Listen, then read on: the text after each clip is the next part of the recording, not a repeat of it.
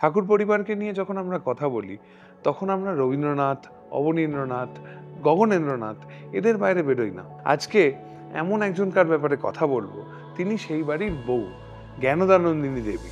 যশোরের নরেন্দ্রপুরে তার জন্ম হয়। পরবর্তীকালে সত্যেন ঠাকুরের সঙ্গে তার বিবাহর পর তিনি কলকাতায় আসেন। তাকে অগ্নিকন্যা বলা ভুল হবে না।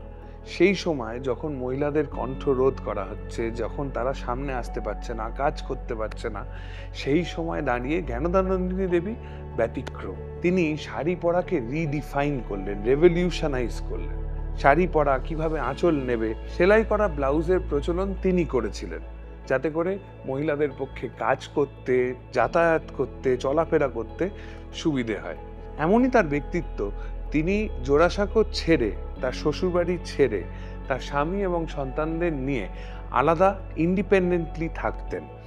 এমনকি মহর্ষি দেবেন্দ্রনাথের বিরুদ্ধে দাঁড়াতেও তিনি দুবার ভাবেননি। এরম বাঙালিদেরকে কি আদৌ আমরা বাঙালিরা মনে রাখতে পেরেছি? ফলো করুন সংবাদ প্রতিদিন ডিজিটাল।